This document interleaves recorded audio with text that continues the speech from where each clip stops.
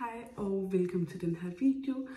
Det er længe siden jeg har lagt noget op her på YouTube, så jeg tænker egentlig, det var bare på tide, at jeg vil lægge noget op igen. Nu bliver det egentlig bare april-favoritter. Jeg har egentlig bare samlet alle mine favoritter i den her kæmpe normalpose, så jeg tænker egentlig bare, at vi skal komme i gang. Det første, jeg hiver op her, er en creme fra La Roche og rigtig fugtgivende, så den har jeg været sygt glad for. Og hvis vi fortsætter lidt i den kategori, så har jeg de her to fra CeraVe. Dem er jeg også sygt glad for, især en skincare-rutine. Jeg trækker op af den her creme fra Ivy Aya. Den er jeg også sygt glad for. Især når jeg skal til at lægge makeup og sådan noget, så er den også rigtig god.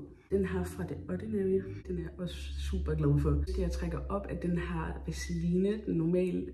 Den er jeg super glad for at have rundt med i tas. Jeg trækker op, det er de her to her. Den ene er fra Dove Body Love, og den giver en lille smule farve til kroppen. Og den anden her, det er sådan nogle tanning drops fra Ida Wang, som jeg er super glad for. Og den blander jeg tit op med en creme. Vi går videre til foundations. Har jeg de her tre her, som jeg også er super glad for. Fra Fit Me. Og den anden, den er fra Revolution. Det er sådan en BB cream. Den her er foundations, det er den her, og det er fra Maybelline. Alle kender den her. Ellers så har jeg de her to. Den ene, den er fra Maybelline, og den anden er fra Fit Me. Rigtig gode concealers, og jeg er sygt glad for dem. Jeg tror, det her er min tredje eller sådan noget, jeg er i gang i nu. De har tre bronzers fra Essence. Der er sådan her ud, så der er ligesom tre. Næste, jeg går videre med, er den her blush her, og jeg synes simpelthen, den er så god.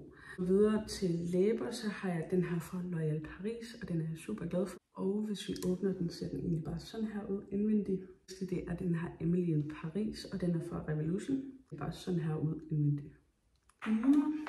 Så har jeg tre yndlingsparfumer. To af dem er fra mærket Bliss, og dufter super godt begge to. Det er to dupes fra Gucci, så ja.